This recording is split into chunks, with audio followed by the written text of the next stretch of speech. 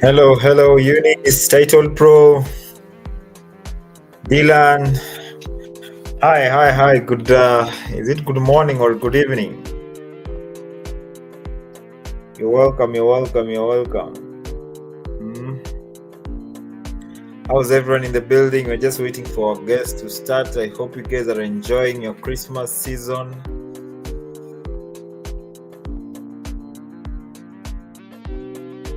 How is everyone as we wait for the guests to cross some T's and dot some I's?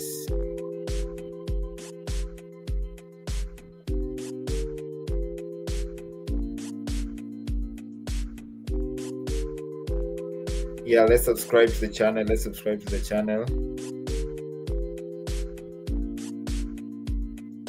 Eunice, congratulations. This time round you've made it on time, eh? Amazing. Amazing.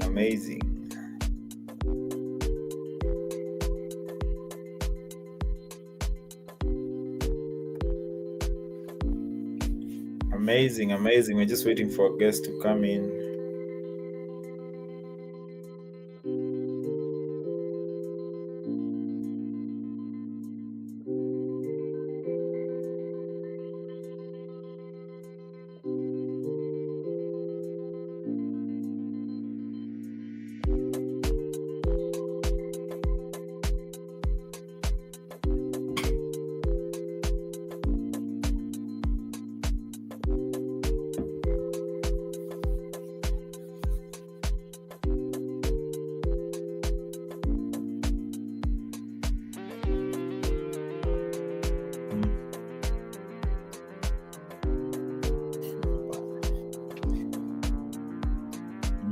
Inategemea.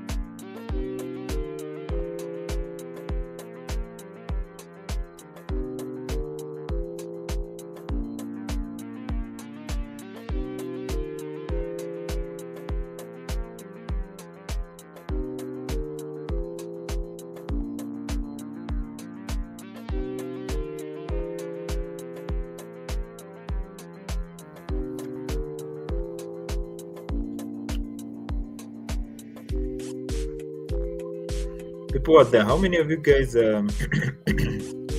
watched that episode of what was happening in one of our health facilities? I think it was in where was this? Some parts of Kenya, where they were even. I remember yesterday. Is it yesterday or the day before yesterday? They had the current CS of health complaining of the way people are trying to manipulate the system and get monies for services not offered. So there are these two gentlemen who were hosted the other time, and it got me thinking. Some people are saying that the government should at least employ them, and I was like, why? It's too little, too late. Why now? I hear there's a certain health facility that a lady died under unclear circumstances, and they were playing games about the cause of death, and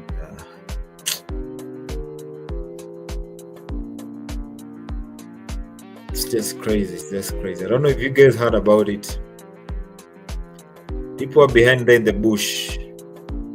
Did you guys hear about it? One of the leading media stations. Actually, what was the name? Let me just look for that name.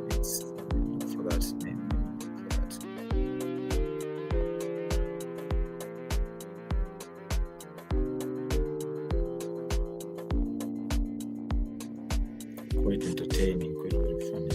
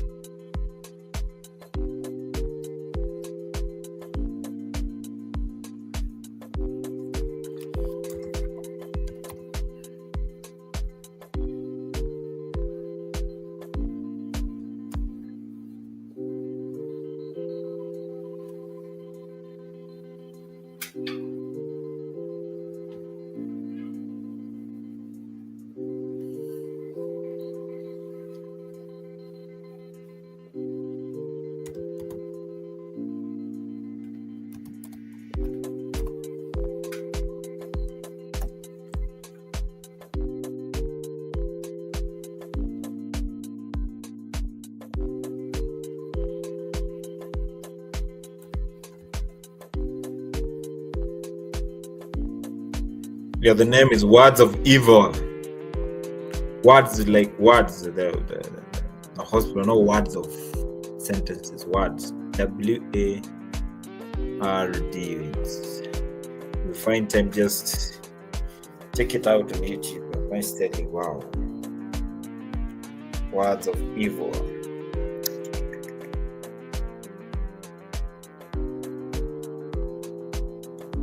Things are very thick.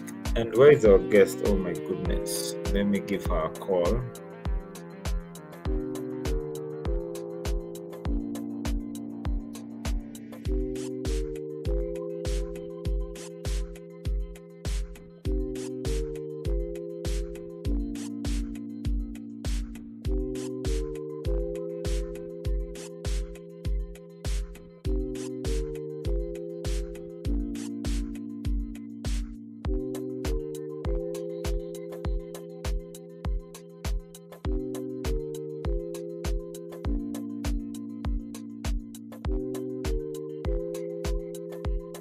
Will be joining us in a few minutes.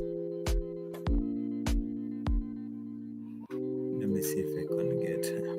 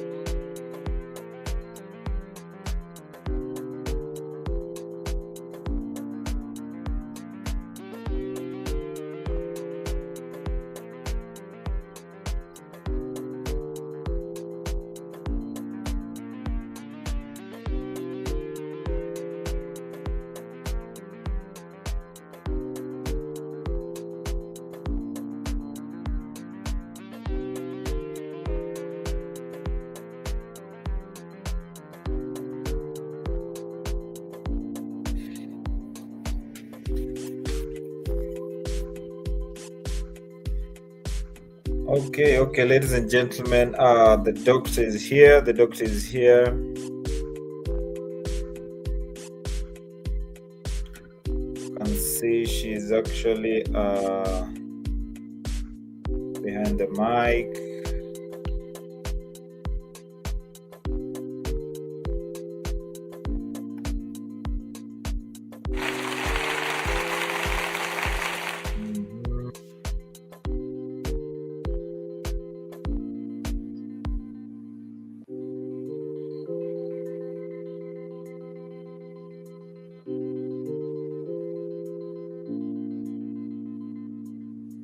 The doctor is here. The doctor is here.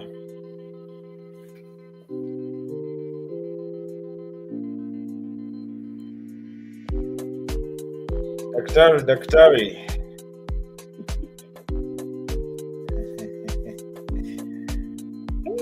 I'm here finally. Finally, you're here. You've landed. Eh? I have landed. Where you come from? You have to say you've landed. Oh, I have landed. Yeah, where you come from, you must acknowledge that. I have landed. And if they didn't know, you tell them now they know. Now they know. I was doing a final touch on the notes and putting my references together. No worries, kabisa. Now we're good to go. We are good to go. Ladies and gentlemen, those who've just joined us, today we are having a doctor, not just any other person, as much as she wanted us to recognize her with just her normal names, but where it comes from, these initials must be recognized. You must call someone by a doctor, a PhD holder. So I'll let her introduce herself in the essence of time, because I know she has a very busy schedule. It's on a Saturday, and for all those who are actually in the bush or waiting, welcome once again. And Stella, the floor is yours. We'll be engaging on matters to do with eyes. Someone had asked me, oh, so people can talk about eyes, and I was like, yeah, there's a lot to catch about. People don't just know. It's not only about their body or when they're sick or maybe, okay, people only think about that. It's only when you're sick that you go and see a doctor. Like they don't know we have got specialists. Now for your case, you're a specialist, right? Yeah. You're not just a normal, you're a specialist. Hey, yeah. So anyway. Okay, then take it away. The floor is yours. All right. Thank you so much for having me. My name is Stella Soita.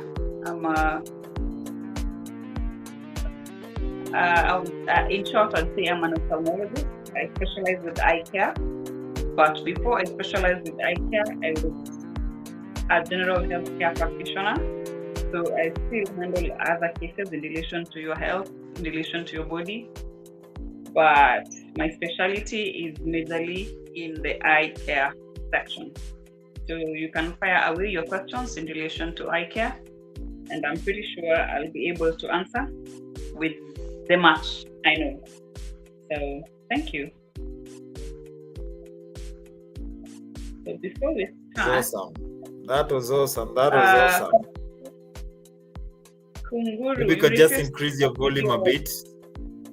I increased my volume. Yes. But that was awesome. That's okay. Any better?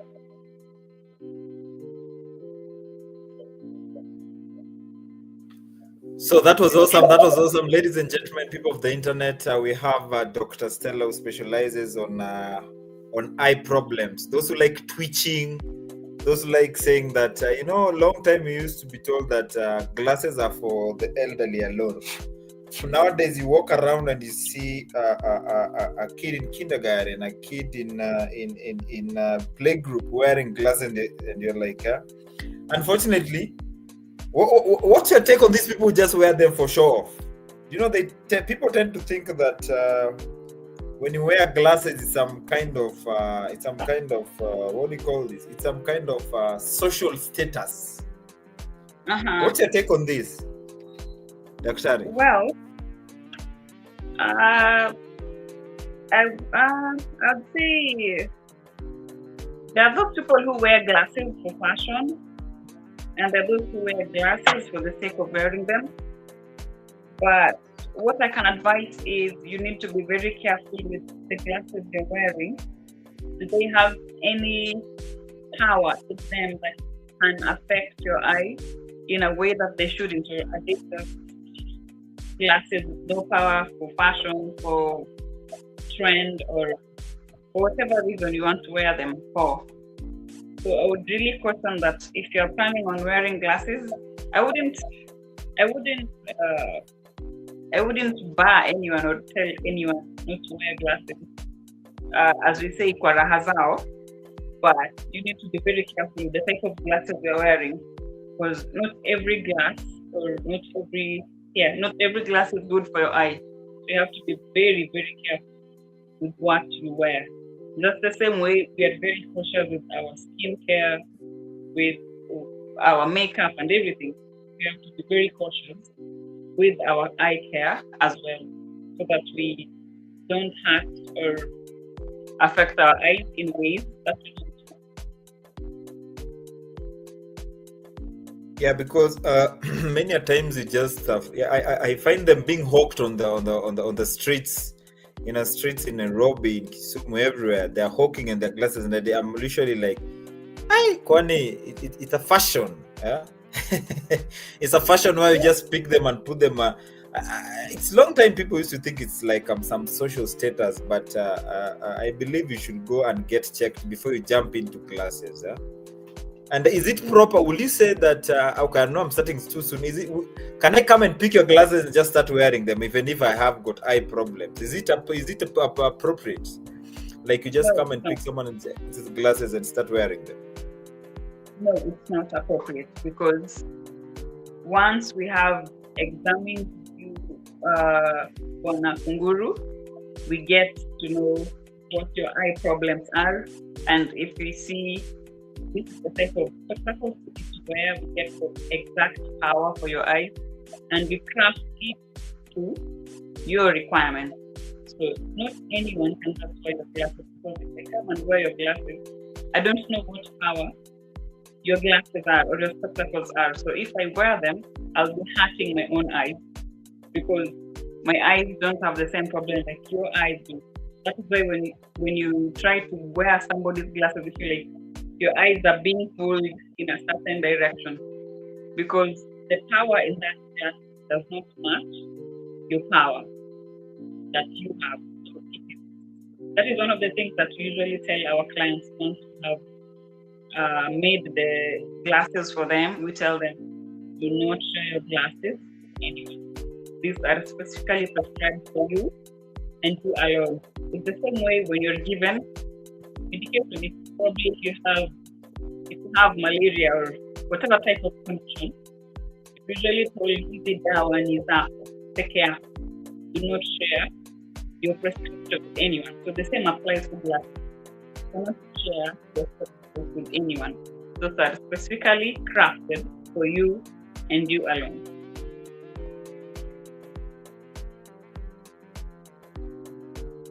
Great. Though we lost you a bit, I think either it's internet issues, but we'll just speak. So basically, people of the internet, ladies and gentlemen, it's not allowed to go and pick as if you're picking the clothes of your sister.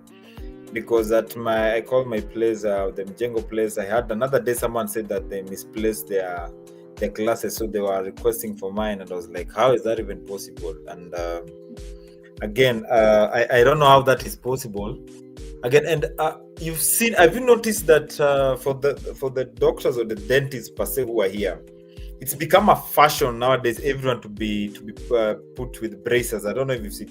Could you also say the same is happening for the glasses? Because nowadays they come in very many designs, and it's like a social status. They're not just basic. Okay, not that mine are basic. I'm not saying they are basic. They're quite expensive actually. I can even see yours, but could you say that you've noticed everyone nowadays is putting on braces and whatnot? Everyone, like, it's like some sort of a cliche. Like, if you have them, there's some social status that there's a way you're supposed to be treated. Could you say the same is also happening to our glasses? Because, oh my goodness, you find those ones that are retractable. Okay, there are all sorts of name, the designers. What's your intake on that? Well, I would say is currently we are living in a digital world where I would say 90 or 95% of our time is spent on screens. And the fact that you're spending a lot of time on screens, too much screen time, too much light, and too much near us actually affects how our eyes behave. So you find your eyes might get dry, your eyes might get itchy or irritating, and you might be tempted to rub your eyes, which you shouldn't do.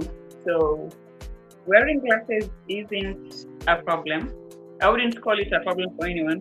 If you wear it for fashion, if you wear it for trend, or if you're wearing it to protect your eyes, that's okay. That's very, very, very okay. So the fact that you're spending a lot of time on screen, I won't be surprised to see a lot of people wearing glasses.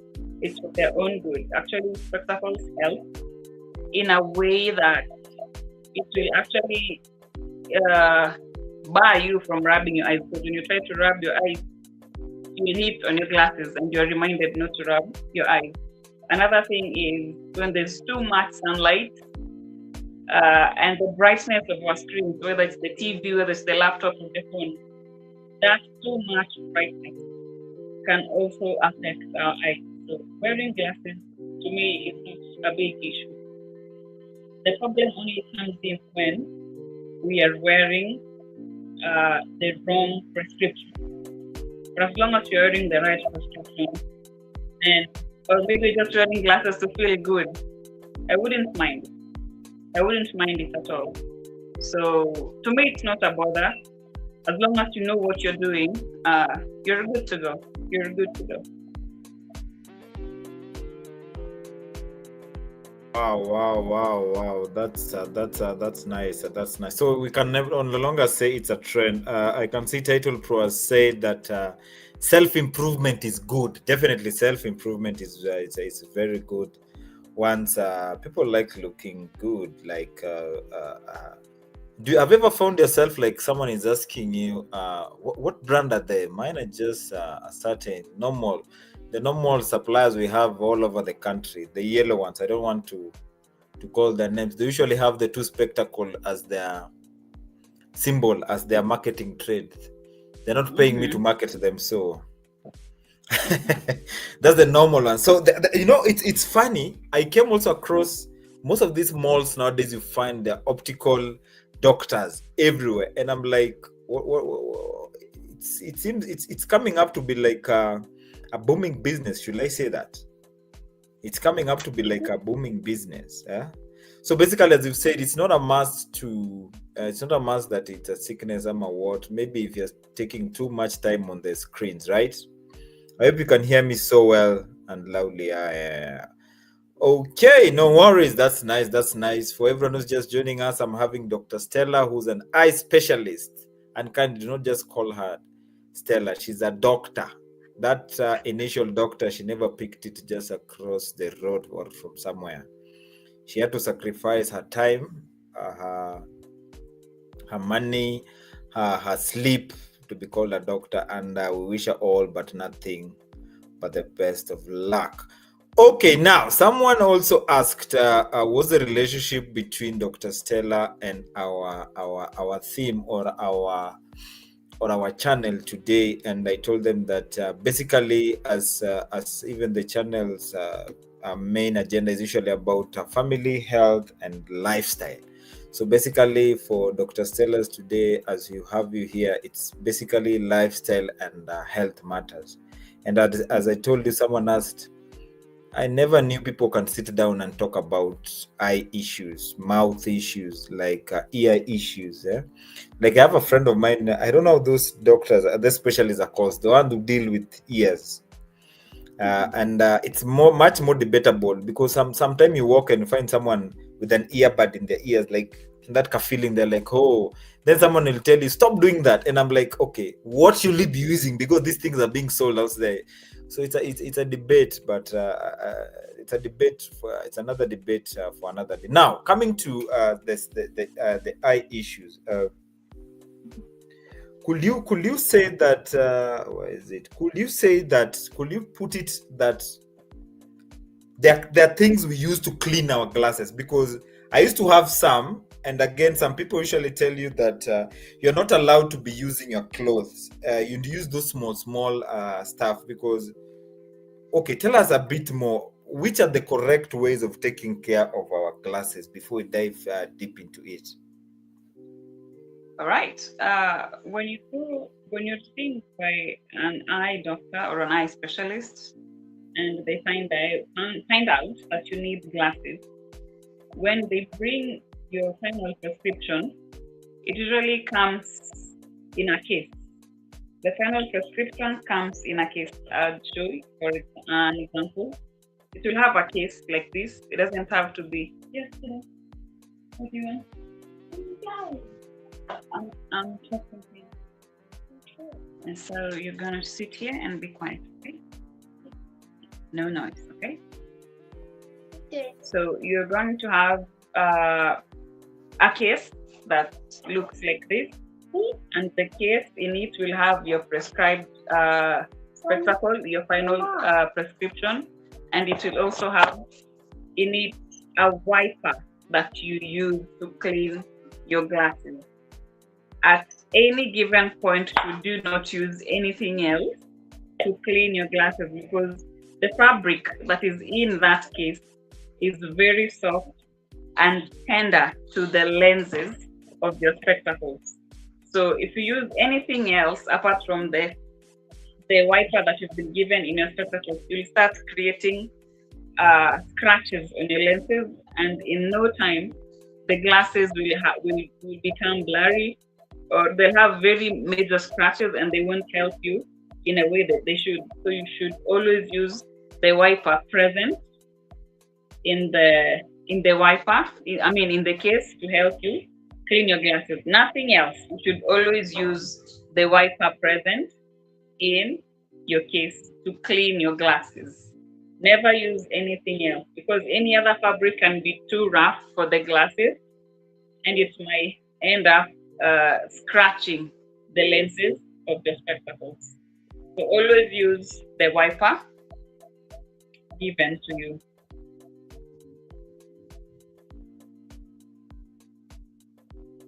Okay, that's nice. That's actually very nice. Always use those piece of clothing. And like I used to pass by these guys. I tell you, because they have a branch that's near my crib, and every time I used to lie to them like I've misplaced it. Every time I used to like, I've misplaced mine.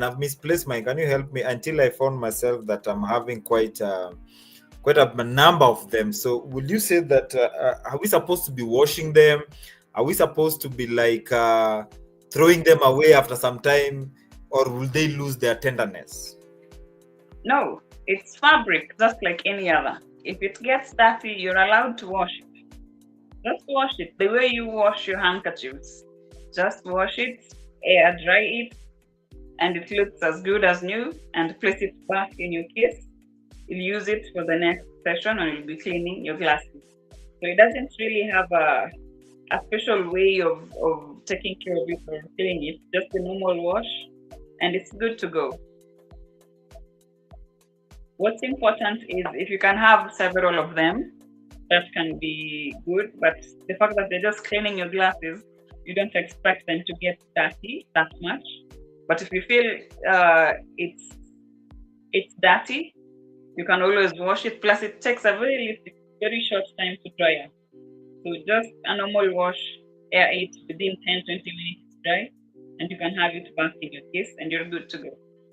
So no special way of taking care of the cloth or of the wiper.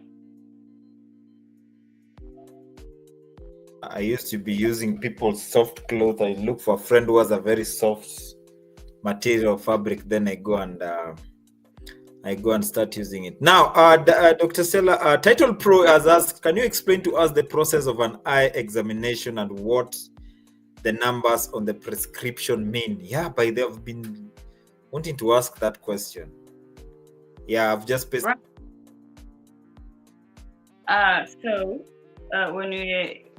When we're talking about eye examination encompasses a lot. When we're talking about eye examination, we start from, let me remove my glasses for a better demonstration. We start from when you're, after clacking or checking the history of the patient. We now ask the patient to place their chin on the slit lamp or with the examining machine. Then we start examination from the eyebrows. The eyebrows are part of the eye. So we examine the eyebrows. Do you have lice? Do you have teeny tiny worms? Do you have any abrasions or cuts on the eyebrows? Then from the eyebrows, we go to the lids. To examine the lids for any form of injury, any wound. We look at the eyelashes and the state of the eyelashes, if you have them or you don't. Well, if you have the fake ones, then we'll have to skip that part because they don't really give us the state of the skin beneath. So we'll have to skip that part. Then now we start looking at the eye, below the eye, up when you avert the eyelid. Do you remember that game we used to play as kids where you avert your eyelid? Then the pink part shows. That pink part is still part of the eye, and it actually tells us a lot about your eye health. So when we avert your eyelid, you can be able to see what's happening in here. If maybe there was an explosion and something hit your eye and it hid beneath the eyelid, if you avert the eyelid, you can be able to see it and remove it. And then you can actually examine up to the back of the eye, where we see the retina, we see the blood vessels in the retina, we see the optic nerve that connects the eye to the brain. And we can be able to see if there is any condition in your body that can be seen through the eye. Then also we can be able to see how your pupils react to light, because there is the correct way with which the pupils react to light. So if your pupils delay to constrict or to become smaller when we shine a light in your eye, there could be something wrong with the optic nerve at the back of your eye. So we have to examine the back of your eye to ascertain what problem it is that is making your pupil not constrict the way it should. And then the numbers on the prescription. So when part of examining the eye is when you're asked to read certain letters, and we need to be able to see how far you can read. There is really that chart. I'm pretty sure if you've visited an eye doctor, you've seen that chart. If you had one, there is usually that chart, and it has numbers. There is the 660, which is the largest number, and then you have the 65. So the 660 or the 65, the smallest number you can be able to see, that is how far you can see with your normal eyes. So, but if you can only read the largest numbers, then it means you can't see quite far, and there could be something wrong with your vision. Either your cornea has got a problem, it doesn't have the smooth curve that it should have, or 2, there's something wrong with your internal lens, and 3, it could be the image is not resting straight on the retina as it should. It's either resting behind the retina or in front of the retina. So if it's resting in front of the retina, that is termed as short-sightedness. And if it's resting behind the retina, it's termed as long-sightedness. Now, once we usually get the powers, the glass, the trial frames, and then we switch the lenses with which we see. Once we switch the lenses and we see there's a certain type of lens that is making you see clearly, that you can read even the smallest of numbers. Now, that is the power that we'll use to make your final prescription on your spectacle. So the numbers that we write there, maybe it's minus 0.75 stroke 0.25 times 90, usually a prescription of that manner. It means the first number is what is making the curvature of the cornea, the smoothness of your cornea, to become equal, so that light bounces as it should, it's refracted as it should, and it hits in the required angle of the retina. And then the second number is if you have something called astigmatism. It means as much as your cornea is not smooth as it should be, there is a certain now after we get the power that makes the cornea, the curvature of the cornea smooth, now we also add on to it the power that makes you read as exactly as you should up to the last digit. And then the last number that usually times 90 is at the angle with which you can't see. So that is where the defect is. So we have to make sure this power fits into that angle of your eye, so that when you read both up and down and sideways, you can be able to see clearly at whatever angle. You can be able to read clearly without any disruption, without any blurriness. I don't know if I've made sense or I've used a lot of medical jargon. Well. Okay, the short-sighted and long-sighted I've captured. That one at least I've grasped. About the numbers, hapo you left uliniacha kwa stage, because when it comes to those numbers, Okay, ideally those numbers, when we look at those numbers, we know this is the power with which Bwana Kunguru or Bwana Title Pro can read clearly up to the tiniest numbers at whatever angle, either it's 90 degrees or 180 degrees. So you can be able to tell this is the prescription with which Title Pro can use to read properly, whether near reading or far away observation. This is the power that will help him see without any problem.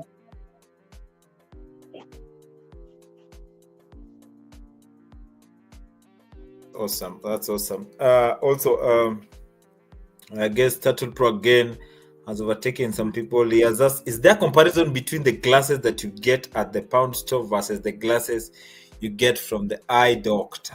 Remember the ones I was telling you just get being hooked? And many times I ask even these hawkers, how do you guys just sell glasses as if you're selling some piece of earrings or something close? How? And you find people buying them.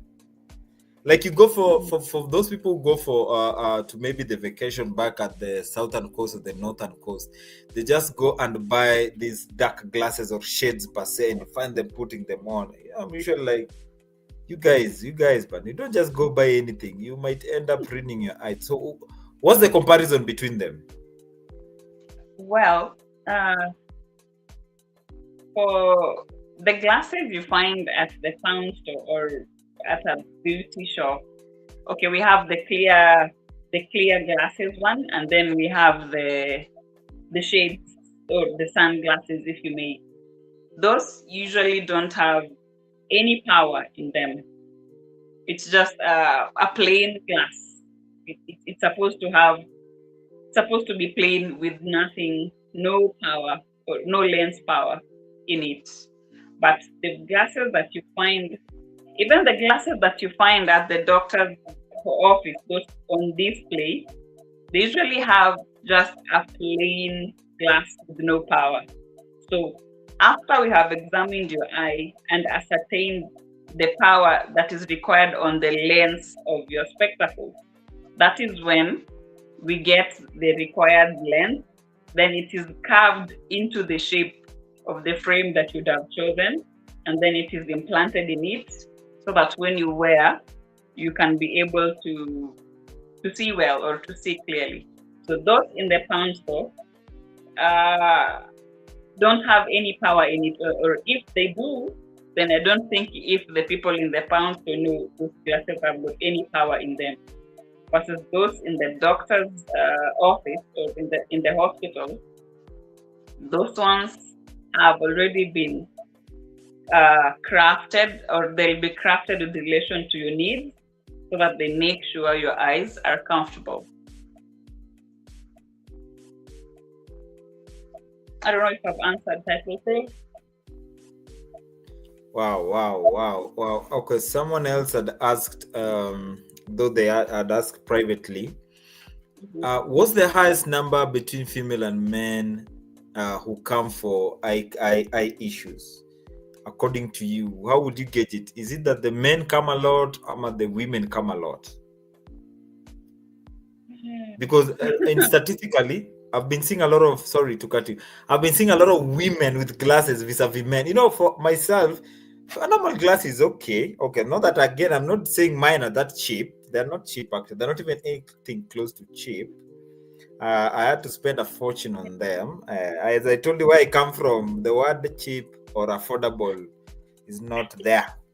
So actually, what's your statistic? Or do you think that a lot of men don't come vis-a-vis women, come a lot because they like stylish? I'm sure you've had those people, like they've given even like custom made frames and whatnot. What's the ratio like?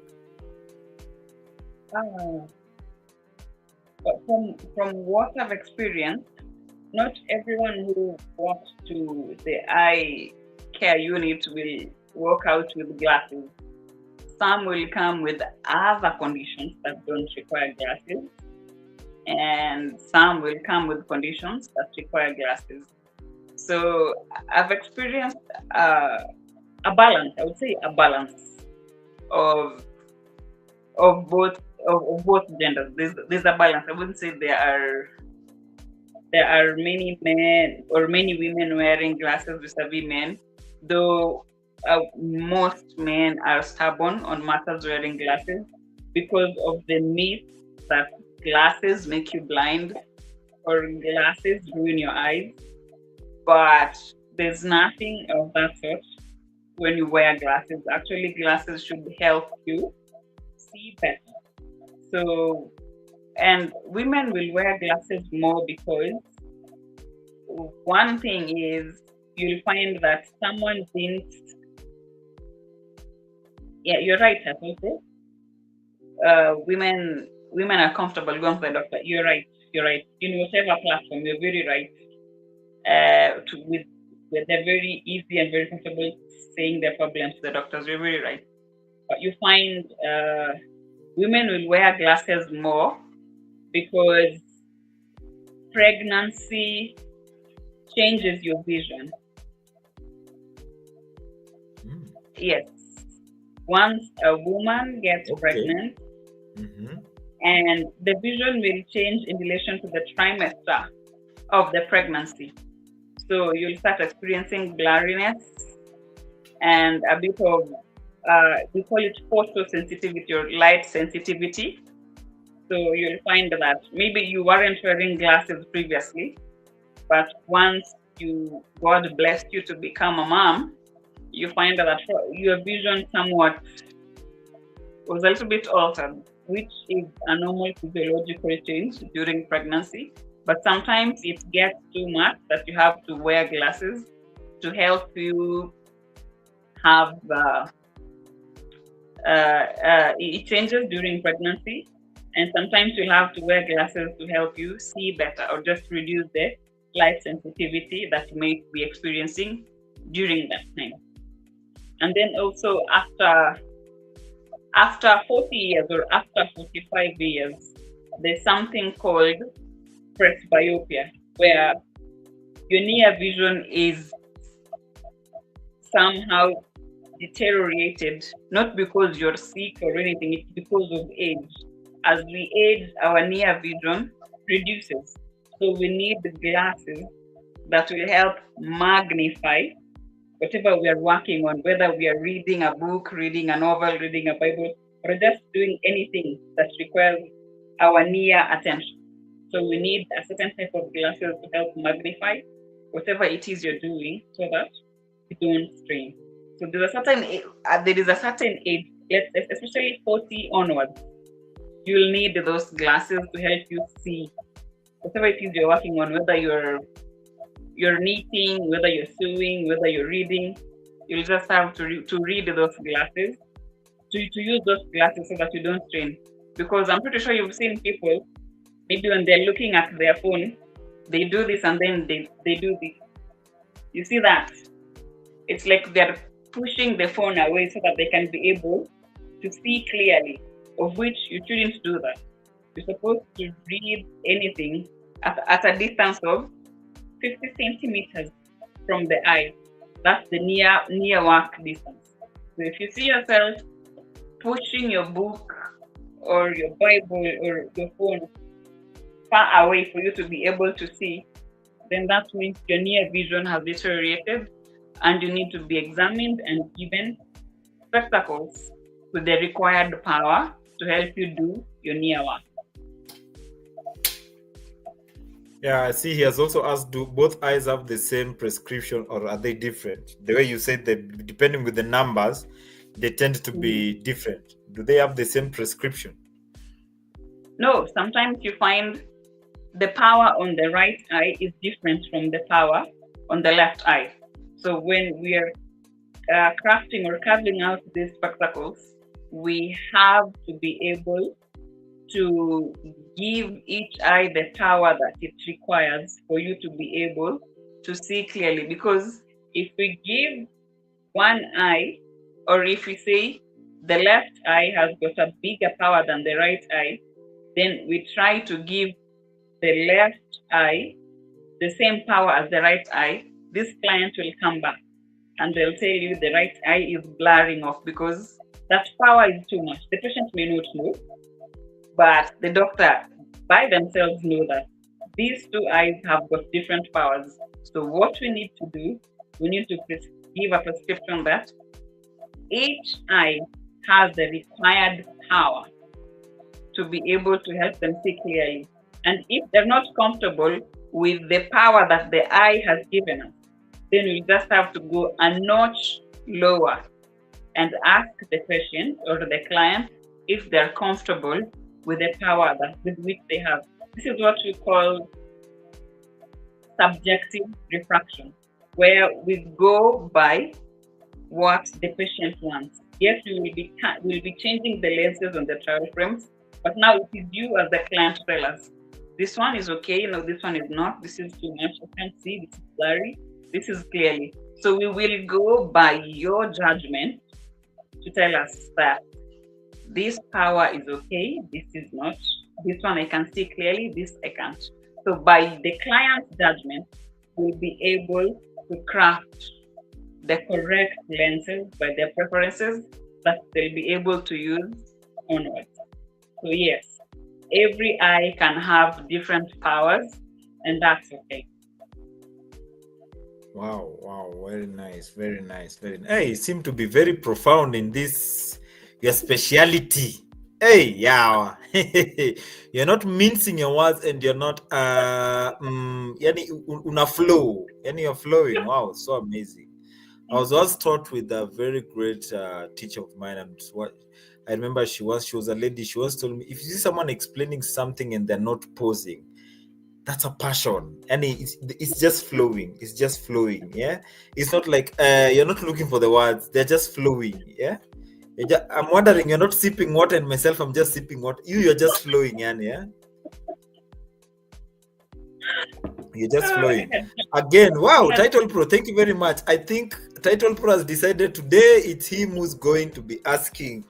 It's them who are going to be asking the question. Someone else is asking me questions on my private on my private IG chat. Okay, they fear being on the live session. Title Pro is also asking, but anyway, no worries, no worries. You're grateful again, people of the internet. Dr. Stella also has a channel. I'll be pinning the name of her channel just right away. So, Dr. Stella, again, Title Pro is asking, what diseases can be diagnosed during a regular eye examination? During a regular eye examination. There are various conditions that you can be able to diagnose during a regular examination. One, a viral infection, a bacterial infection, a fungal infection. Those are, I would say, the topical eye infection. We can also diagnose herpes zoster virus condition. Herpes zoster virus is one which usually sees someone with very large wound-like what are they called, papules on their forehead, and then they've just cut across up to the nose, the base of the nose.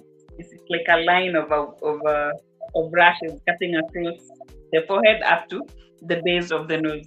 And then another thing that you can actually be able to diagnose during a regular examination is inflammation of the eye, inside the eye, where ideally the eye should be clear from the cornea into the liquids, the aqueous humor and the vitreous at the back of the eye. They should be clear. They should be as clear as water. But if any of those fluids in the eye become cloudy, that is a condition called uveitis. And if these fluids in the eyes are cloudy, you won't be able to see well. Your vision will be blurry. So you have to find out what caused the fluids in the eye to be cloudy, and you have to manage the condition as fast as possible. Another thing that you can be able to tell is we can actually detect if someone has got diabetes just by examining the eye. We can tell if someone has got hypertension just by examining the eye. We can even tell if someone has got HIV or if they've got sickle cell just by examining the eye. So there are a lot of conditions we can tell. For instance, if we can actually tell if someone is about to have a heart attack or a myocardial infarction just by examining the eye. The back of the eye tells us a lot about your health. Even before we do any other thing, your eye can actually tell us the state of your health. You see, usually when you go to a general practitioner, they start by doing this. They look at the base of the eye. Looking at the base of the eye to tell if you're pale, if you have enough blood in your system or you have less blood in your system. We're also looking at the white part of the eye. And if the white part of the eye is not white, maybe it's yellow, then there's something wrong again in your system, and especially the liver. So we need to understand, why is your liver malfunctioning? Are you on medication that is hurting your liver, or do you have a condition that is hurting your liver and therefore your eyes are becoming yellow? So a lot can be told about your body just by us examining your eye. Okay, you caught me by surprise there. People of the internet, ladies and gentlemen, you've heard it. Title Pro, you've heard it. Just by looking at your eye, I can tell if you're suffering of something. So I need to avoid you like a plague if you're suffering a disease that. But anyway, I'm just pulling your leg. I'm just pulling. Let me ask you, doctor. Long time I used to be told, eat carrots, drink lots of water. Does that really apply, or those are just theories? Carrots are important, but you are told to eat carrots. The thing is, you're not told how these carrots should be prepared before you eat them.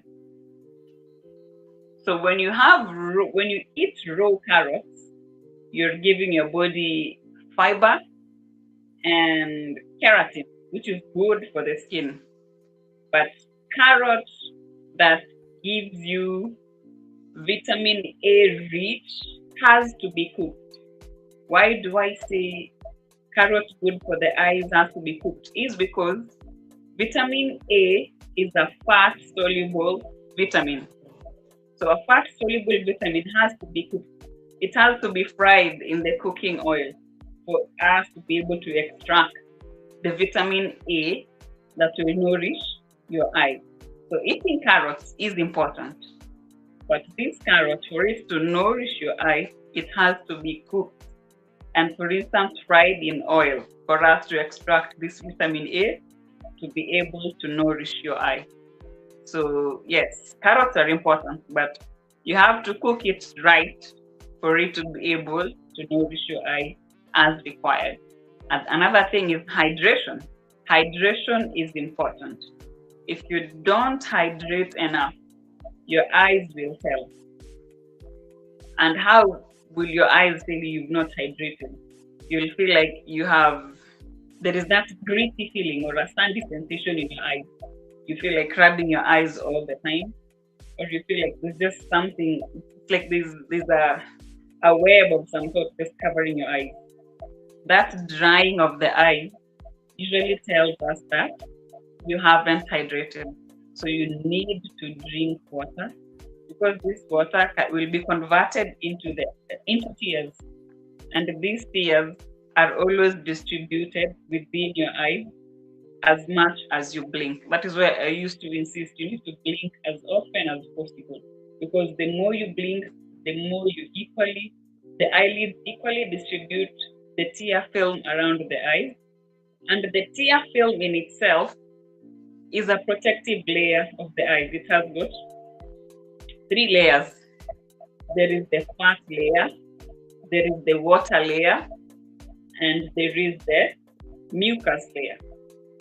So all these layers of the tears have a very crucial role to play in the eyes. So the mucus layer helps, or rather it's the one that traps microorganisms from entering your eye. The liquid layer helps to hydrate the eye, and it traps or it captures oxygen from the atmosphere into the eye to be able to supply the oxygen. And then the fat layer usually helps the liquid layer not to evaporate, so that your eye stays hydrated. So this tear film has to have those 3 layers at every cost. But now, as we get old, we run out of tears. I'm pretty sure we have seen old men and women, they're just tears are running down their cheeks. They're not crying, but tears are just running down their cheeks. It's not that they are crying, and it's not that they have enough tears. They don't have enough tears. They have less tears. And these tears, they don't have all the 3 layers required. That is why if your tears don't have the 3 layers, the tears will always run down. So once you do an examination and various tests required, you will know the type of tears. We have artificial tears to prescribe for various cases. So again, hydration is very important. Drink your water as much as you can, because your eyes need.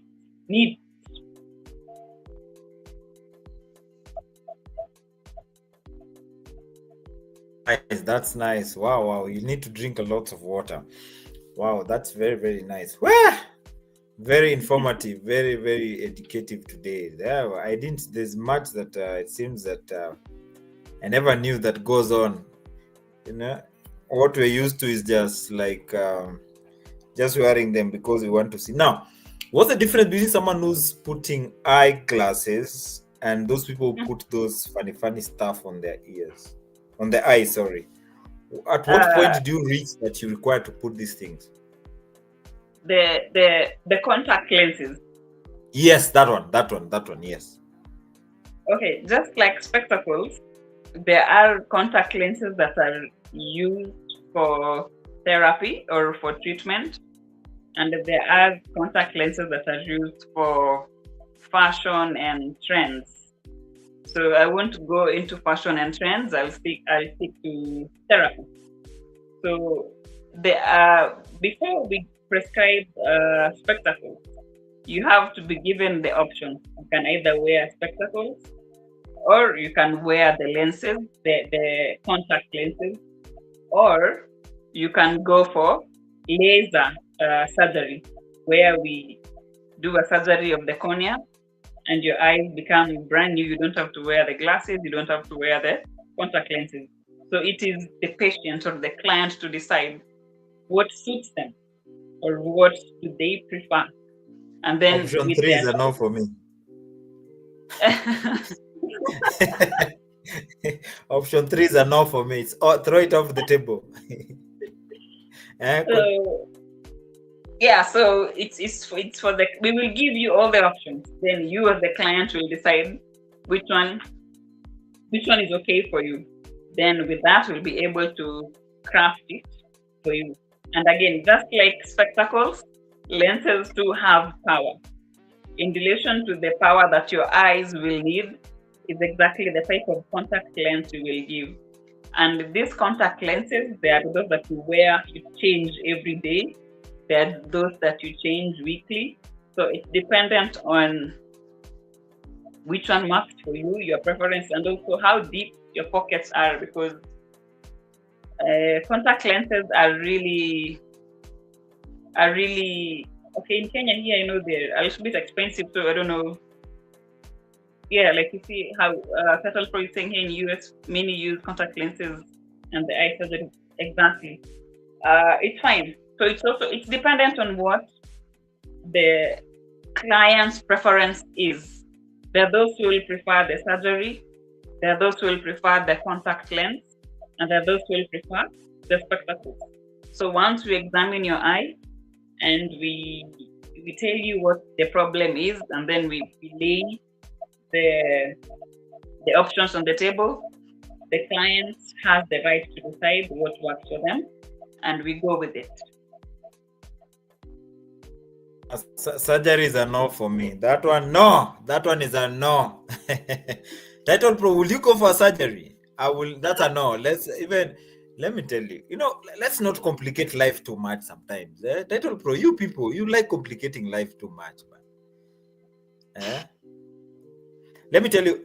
This one is, I think, this one is my. This is my fourth. I think by the time I was finishing my high school, that was on 06, I'd started wearing them. And I believe this is my fourth. And they started getting lost. Actually, I've never misplaced anyone. It's just that I used to be placing them here on my head. Then they become too big because also, as you can see, I have a big head.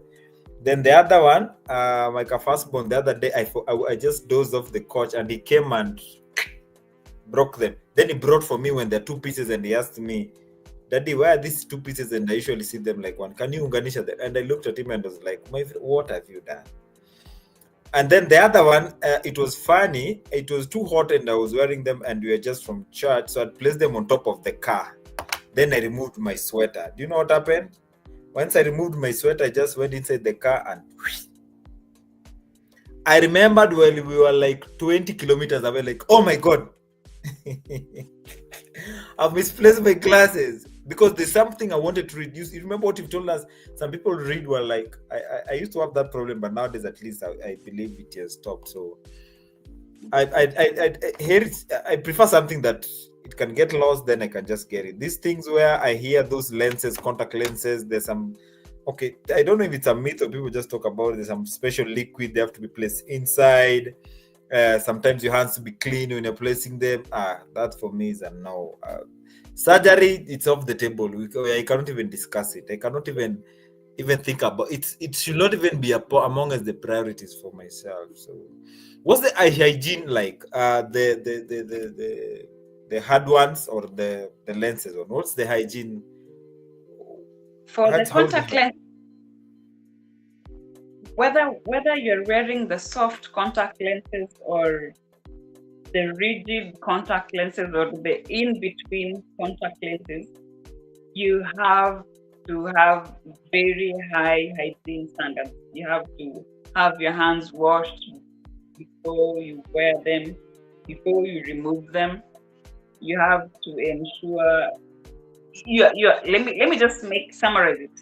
Your hygiene has to be top notch, because as long as you're wearing the contact lenses with dirty hands and you don't change the liquid with which you're storing the lenses, then you're going to infect your eyes with whichever microbes you can think of.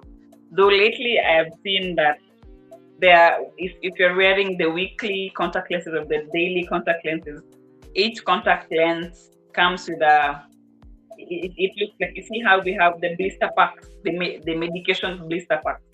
Also the contact lenses have got blister packs. So each day you just pick the pair and have them in your eye as you go on. But again, as much as they have got the blister packs, you have to ensure your hygiene is top notch. Because if not, then you'll be in for trouble.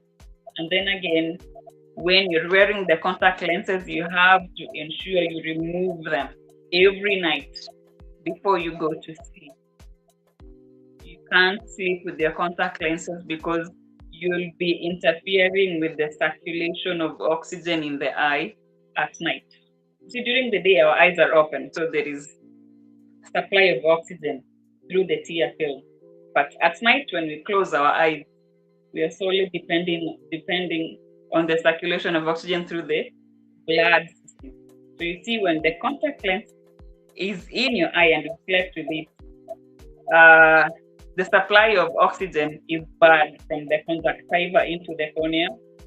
And clearly, if the contact lens is a tight fit, probably you would have pressed the blood vessels within the conjunctiva. So again, you have to be very careful that you don't sleep with the contact lenses, that you be very patient when removing and putting them on, because contact lenses can actually hurt your eye or cause abrasions also in the eye. So you have to be very, very careful.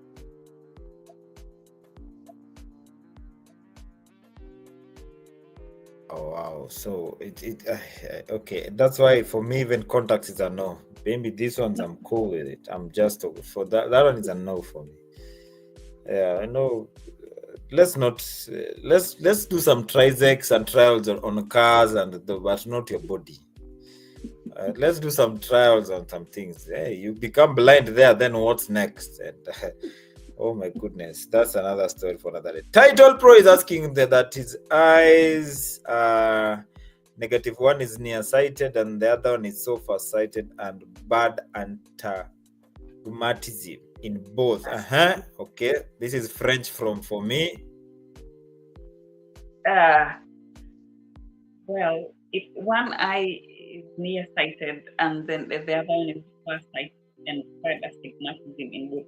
So what Title Pro says here, astigmatism is about the curvature of the cornea, the glassy part of the eye. So if the glassy part of the eye is not smoothly curved, it will cause weird refraction of the light, and which will make you have weird curvature when you're reading, or when you're seeing. You won't be seeing clearly as you should. And if one eye is nearsighted and the other is far-sighted, this is what we call mixed astigmatism. So if Title Pro is to come for a checkup, for instance, in my clinic or in my hospital, I'll have to consider. Now here, this is where I was telling you, each eye will have a different power. So we'll have to cater for both eyes individually, then find an overall lens that will cater for the curvature of the cornea, and then another lens that will cater for each eye individually to ensure both eyes see far and both eyes see near as required. But this, we will have to work with the client. It is for them to tell us as we are switching the powers in the trial frame, it is for them to tell us. Like for instance, it is for Title Pro to tell me, this I see well, this I don't. And then when we are doing that, we are examining each eye differently. That is why when you're reading on the chart, one eye is covered. You read with one. Then once you're done, we cover the other eye. You read with the other one. Then we uncover both so that you can read with both. So once we deal with each eye individually, we uncover, and then you read using both eyes. And then it is you, the client, to tell us, are you okay with the powers you've chosen? Or do you feel there's a bit of pulling or there's a bit of straining in your eyes? And then we'll go on reducing the powers until we get to where you as the client, you are comfortable. And then with whatever you've chosen, that will be the final prescription for you moving forward. I don't know if I've answered you, Title Pro. Wow. I'm telling you, anyway, it's a specialty. I'm still, let me just say, I'm just there. What I've known, no need to touch my lenses or something to that. It's too much. I must say it's too much. Because the part you say that by just looking at someone's eye, you can detect if they're malnourished or if they're suffering from a certain disease. Okay, that one you caught me off guard. Like, okay, I've been wondering when you go to hospital, the triad place, you find them like touching your eyes, and I'm like, where, man? I came here, I had a toe or a foot problem. What's the business in my eyes? What business do you have in my eyes? Anyway, they say every day is a learning day. Every day is a learning day. Title Pro again is asking, is vision really in the eyes, or does the brain also see? Right. So let me answer it this way. The eyes are an extension of the brain. So the eyes capture, or with the light, we capture the image onto the retina. You see, the retina usually captures the image upside down and then relays it into the brain, where the brain will now invert it into an upright image so that you can be able to tell, oh, that's Title Pro, that's Toby Dog, that's color red, that's color green. So the eyes are an extension of the brain.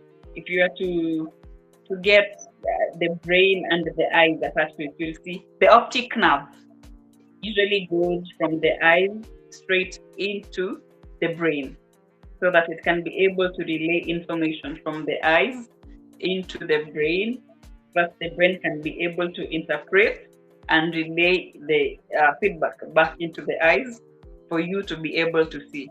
So it's a combination of both. Title Pro. They have to work in synchrony for you to be able to get the full picture. Because if your eyes, if your eyes are not formed, or if there's something wrong with your eye, it doesn't have to be both, just one. That eye will not be relaying any information into the brain. So you'll be only using one eye to be able to tell you whatever is happening. And that is why when we are filling these forms of legal blindness, we have to examine each eye separately, because each eye has got its own visual field. For instance, my right eye can only see so far, like from this point going to this point, and the left eye from this point to this point. So we need both eyes to be able to see this entire field. And that is why there's some people, they tell you they can only see centrally, but when it comes to the peripheral, the end, they can't see anything from here. They can't see. So you have to understand, why can't they see from this point, moving sideways, but they can see from this point to this point. So you need both eyes to see. And that is when someone someone's eye is hurt or they lose vision with one eye, they take a lot of time to adjust because now this eye is overworked and they have to compensate. They have to turn really hard to be able to see what this eye would have seen. So the eyes are really important. And why I say the eyes are really important is because during conception, by week four of conception, we say life begins at conception. It's true because at week 4 of gestation, the eye should have formed. The heart should have formed. You see, you are 4 weeks pregnant, but you should be having all these organs already formed. So that is why we usually insist the moment you realize you've just done the pregnancy test, you should and you find the pregnancy test is positive, you should begin your antenatal clinics as fast as possible because we need to give you the supplements that will help in the growth of these organs. So if you miss taking the supplements, you might find that these organs grow, but they don't grow in totality because there's some supplements you miss. So if you see by week 4, your eyes should have formed, the lens, the optic nerve, the cornea. So if you miss these supplements, these antenatal supplements, then the child might be born with malformation. Or maybe if probably you took these supplements as required, but still the baby was born with malformation, it could be something to do with genetics. So ideally, and that is why we even insist actually, if you're planning on getting pregnant, you have to start taking these prenatal or antenatal supplements way earlier, even before you think of conceiving, so that the body can be able to generate extra for this being that is coming to reside in you for the 9 months. Wow. That's nice. Total Pro, I hope you answered. Someone else had asked me, what are some of the traditional beliefs you've encountered during your sessions about the eye problem? Are there some of the African traditional beliefs you've had about the eye issues? Yes, plenty. And we try to debunk them as much as we can. Now, one that I've encountered is if maybe an insect or whatever hits your eye, you need to find a lactating woman so that she can spray some breast milk in your eye. That's a myth. Because repeat that again. Oh my goodness. If something falls in your eye or something hits your eye, probably an insect or something, you have to find a lactating woman so that she can spray some breast milk in your eye. That's not scientific. What has breast milk got to do with your eyes? If there's something wrong in your eye, or if something fell in your eye, just wash your face, wash your eye, and rush to the hospital for your eyes to be checked. There's nothing like lactating mothers to spray breast milk in your eye. And then another thing, if there's something wrong in your eye, just what are they called? Herbs or miti shamba, just crush some leaves and drop. You know, the number of patients I've encountered who have lost their sight because of using herbs that they don't even know the content of the chemicals in those herbs is alarming. Someone is 20 years old, very young people, they come to hospital, and it is hard because from where they are or from where I'm standing, there's nothing much I can do because the herbs with which they used, they have melted the cornea, the glassy part of the eye. So if the cornea is melted or it's become cloudy, clearly your vision is gone. Because for you to have a good vision, the media has to be clear from this glassy part to the back of the eye, the retina. It has to be a clear media. So if there is cloudiness or a whitish that looks like a scar on the cornea, it's very hard for you to perceive an image.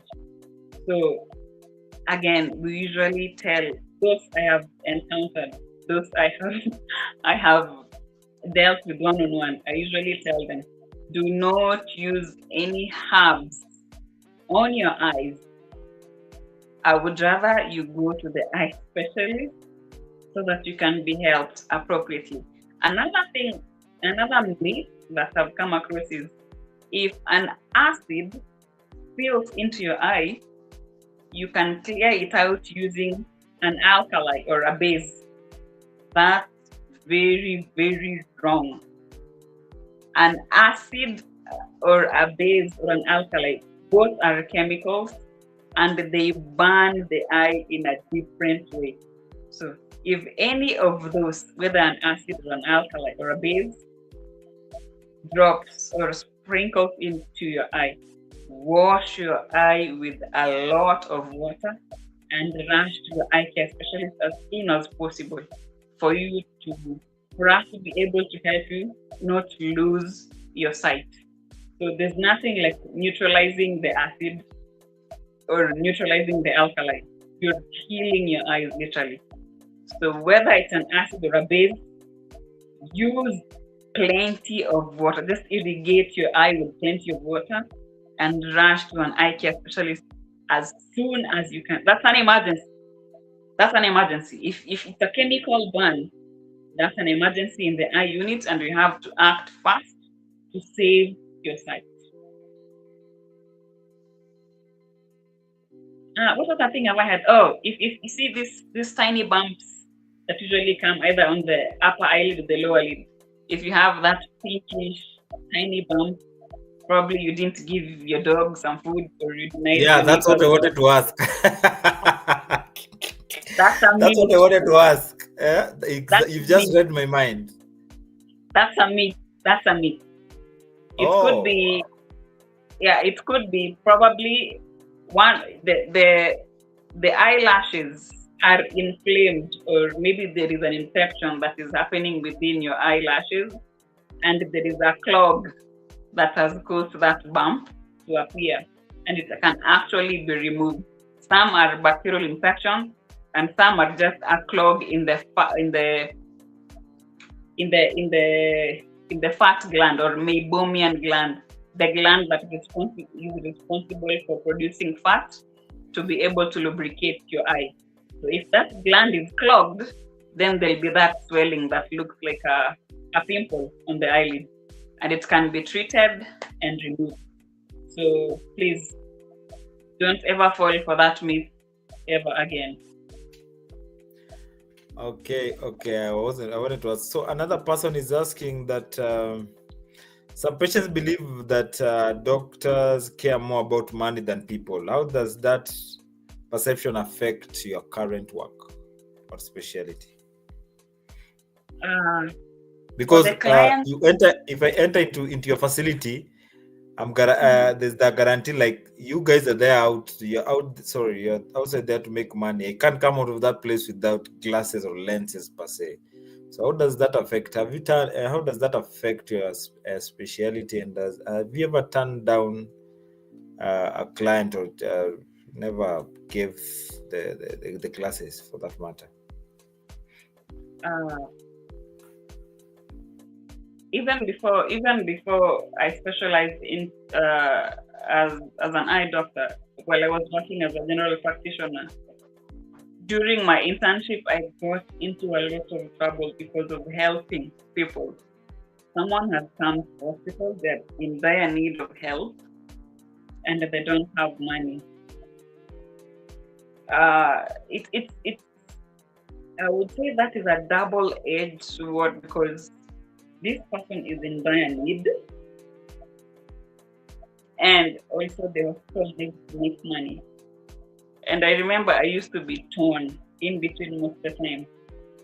But again, for those who I've worked with, those who I have dealt with as a general practitioner, know me. If you come to me for help, medical help, I offer it to you regardless of whether you pay me or not. Because let's be kind, let's be humane. We took an oath to help. So I will help you, regardless of whatever that is. Though it is usually hard because I've gotten into trouble for that. I'm not going to lie. But at the end of the day, my satisfaction is I have helped this human being regain their health back. I've helped them feel better. Let the repercussions come later, but see that act of kindness, it will come back to me in another way that maybe I would have even forgotten. So even in eye care, we have done a lot of helping out. We usually do outreaches where we just go do the free surgeries, do the free eye camps. Even when we don't have those camps, someone will come to you, they tell you they have this problem, they don't have money, they don't have insurance. You can always weigh the situation and see where you can help. Sometimes even prescribe spectacles. Like, you go use this, let it help you for this while, and then you'll come back to us if there's any other problem. So I have helped a lot of people, regardless of whether they have paid or not. Because at the end of the day, as much as we are living in a corporate world where it's all about money, sometimes we just need to take a step back and remind ourselves that we're human. And sometimes we can also lack and we may need that help. So let's just help, because it will come back to you in ways that you won't even know. So I have helped a lot, regardless of whether the client has money or not, regardless of whether they will pay or not. I have done help. One thing that stood out to me before even specialized as an eye care practitioner, as I was an intern, there's a lady who came to hospital. She was really losing a lot of blood. She had fibroids and she's blood group O negative, and she really wanted to conceive. So I admitted her and I started looking for blood group O negative for her, because I told her I believe in this hospital you'll get help. So I remember I was reprimanded. Why did I admit her? Why did I do this? Why did I do that? I took all the blame, but I trusted in God that this lady will leave this place healthy. I did my internship, and I'm that kind of person who, once I admit you, I follow you up until you're discharged. It doesn't matter whether I'm on duty or not. I'll follow you up until the end. So I followed this lady up. Even after I had left that rotation, I could still come back to check on her. And she got the blood, she went to theater, the fibroids were removed, and she left when she was okay. So fast forward, that was 2019. Fast forward 2022, we meet again in a different facility, and she's like, "Oh my gosh, it's you." I'm here. Yes, it's me. I got a child. I have a mother. It was, the amount of joy. I couldn't even explain the amount of joy I had. The fact that I did all this, I was reprimanded harshly, but at the end of the day, someone got help. Someone became a mother. To me, that was a huge fulfillment. And to this day, I still remember that case because it stood out for me and it touched me in a way that it's outstanding, because, sometimes women, we tend to throw words, very harsh words to our fellow women, that we forget a lot of things that we say can come back to bite us. So for me, the fact that that woman was able to get the help she needed and she became a mother, that was the highlight of my practice as a general practitioner. So always help, regardless of whatever it is. As much as there'll be that backlash, there'll be that push and pull in your intuition, but always help. It will come back in very many ways. And you see, because I helped this client, she went and rallied her friends, and her friends switched their insurances to the hospital I was in, and that was money for the hospital. So the kindness came back, not to me, but it came back to the facility that I was in. So the facility benefited from my kindness. So I'm pretty sure your kindness, no matter how small, it always brings a ripple effect back to you in very many ways that you may never tell.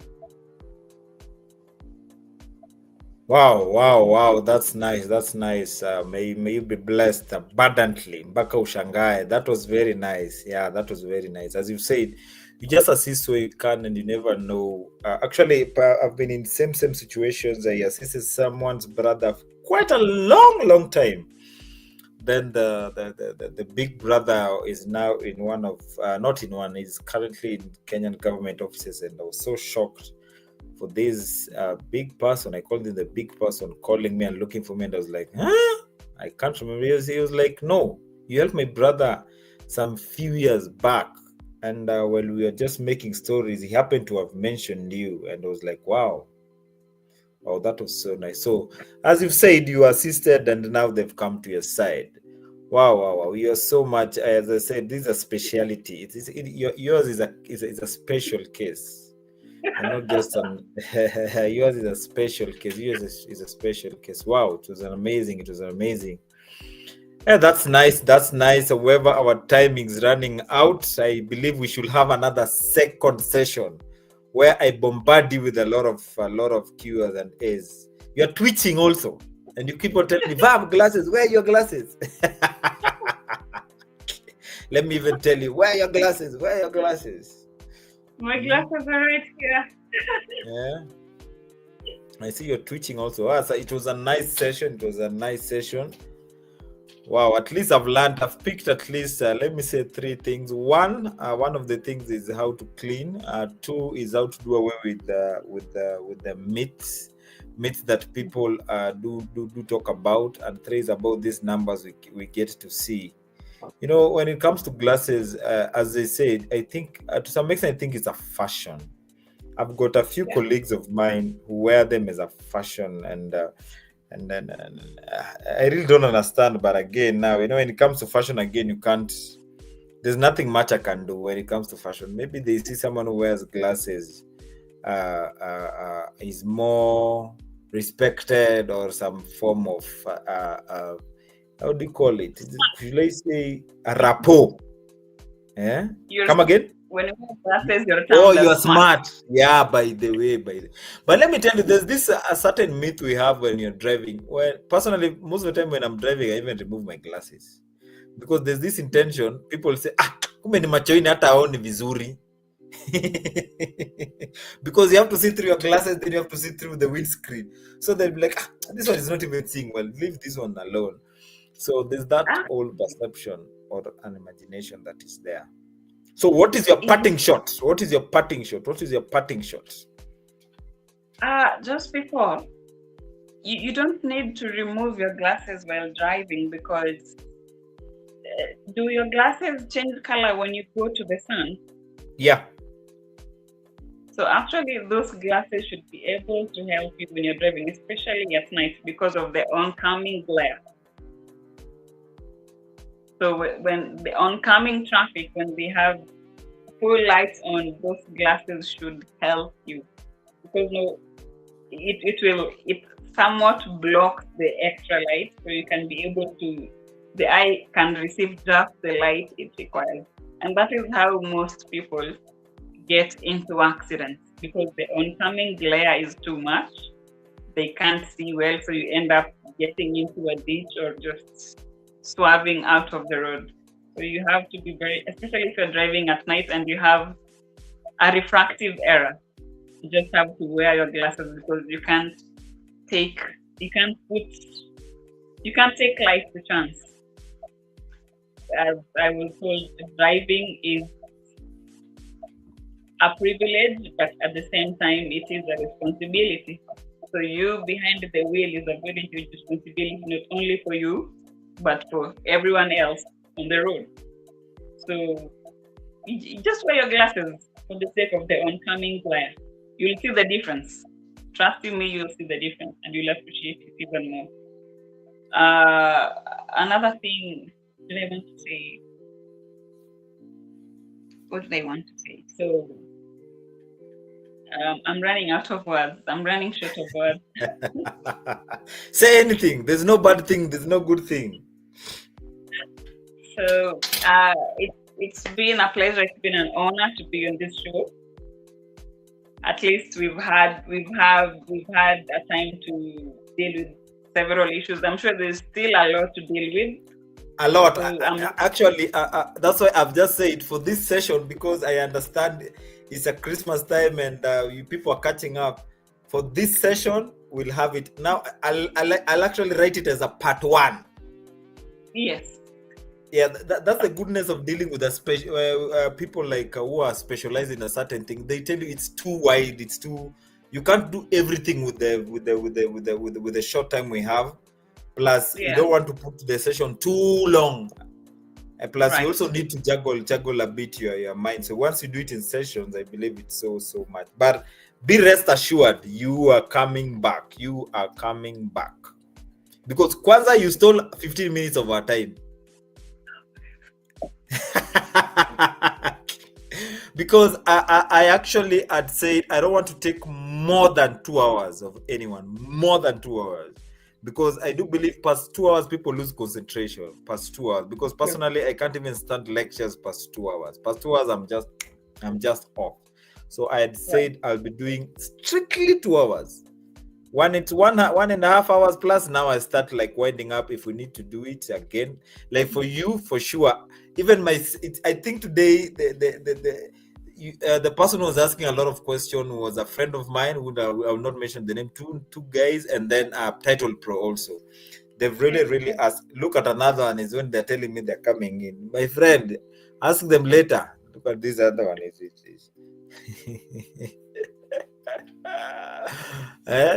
Most of them they said chat to me on IG and what have you, and I'm telling you, the people don't like being their names can. But anyway, we understand, we respect each and every person's privacy and whatnot.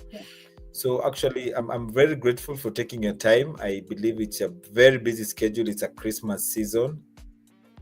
Thank you very much. We have postponed this, I think, twice, right? Yeah, twice. Yeah, we had postponed it twice because I had to travel home again. But today I said we must just do it. We must just do it irrespective of, because again, every day is a learning day. At least I've learned something. Next time I know we'll learn more. And thank you very much for you and your family. Yeah, at least now I know I should be putting on my glasses. I remember most of the time you're telling me stop twitching, eh? Kila saa mtu anaangalia hivi. It worsens the situations, right? Yeah, it does. That's great. Okay, before you went, those two things we spray on these glasses, do they really help by cleaning? Or they're just madoido? There's a special liquid. It's a lens cleaner actually. You spray and then you wipe using the wiper. Yes, it's a special liquid for cleaning the lenses. It helps. Yeah, and then also now that you've mentioned the festivities, I know people will indulge in alcohol, and this is the time when a lot of accidents happen. And one of the accidents that we usually encounter a lot in the eye unit is blows to the face. A blow to the eye can render you blind. Wow. That blow to the eye. Uh-huh. So if you are prone to getting into fights, make sure you duck so that you protect your eye. Please duck as much as you can. Protect your eye, because that blow alone can render you blind. We will explain it in the next session how the eye injuries can render someone blind. Let me even just put it on my notes because I had my notes here. Let me just proceed as I put it on my notes. Yeah, so those blunt injuries and those whatever accidents people have when alcohol has clouded their judgment, they need to be very careful so that you don't lose your vision. You went to celebrate Christmas, you come back with one eye. That is very sad. That is very unfortunate. So enjoy responsibly. That's all I can say. So that come January, you have your vision intact, you have your eyes intact. And again, don't indulge too much, because if you hurt your liver with alcohol, your eyes will suffer. Very true, very true. Indulge responsibly. Responsibly, yeah. There's someone who sent a message to a WhatsApp group where I do work, and they were saying that salary you received is supposed to last you till January 66th. Actually, people shouldn't blame January. If you plan your finances well, January flows very smooth. You don't even feel the pinch of January. But if you overspend in December, what I usually tell myself is, if it's not in your budget, don't spend. Very true. That's not being selfish. So if it's not in your budget, don't spend, and you'll have a very good January. And for those who are here, you better budget your money, because I'm one of those people who are born in January. And for us, January is a very good month. So you say whatever you want to say about January, but I love January. We are many of us. Your birthday is in January? Yep, we are many of us. Which date? On the 4th. Oh. Yeah. Right. So mine is towards the end, on the 20th. Towards the end. What happened? Your mother could not hold until February.